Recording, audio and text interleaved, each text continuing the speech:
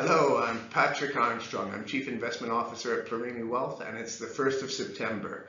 So entering the final 4 months of 2022, and first and foremost in my mind and most investors' minds right now are central banks and what they're going to be doing to the economy and to markets over the coming months. And Jerome Powell's made it very clear that monetary policy is going to be tightened. At Jackson Hole, he said it's going to be painful for investors, it's going to be painful for consumers, and it's going to be painful for businesses. And he didn't mince his words. He wants to remove liquidity from markets. He's given us a warning what he's going to do. And markets are reacting. Markets have sold off. Equities and bonds both fell 4% in August, largely due to Powell's comments.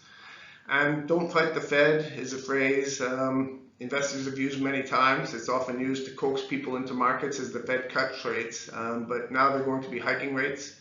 And just as importantly, beginning in September, they're really going to begin in earnest quantitative tightening. So the blue line on this chart here shows the Fed's balance sheet. It's gone up from 1 trillion in 2009 to 9 trillion today. And that's going to start to come down significantly in the coming months.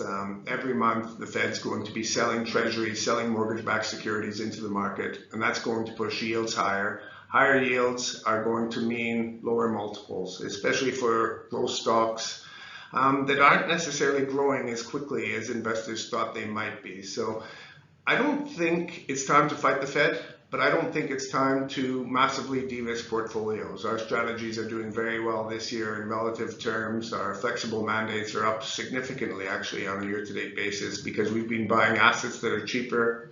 We've been short duration, meaning that higher interest rates aren't punishing our holdings the way the broader market's getting punished by higher interest rates. And I think that playbook's going to continue to work this year. And if you are hesitant about getting into markets, one thing this Fed mandate is doing is creating a very good environment for structured notes. Interest rates are going higher.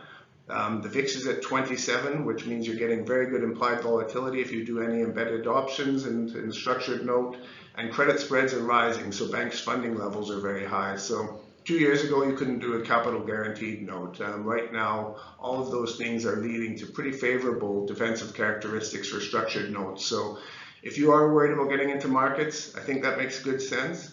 But it is very attractive right now to get into markets with some defensive instruments. And I'd be looking to structured notes as one of the possible allocations in this type of market environment.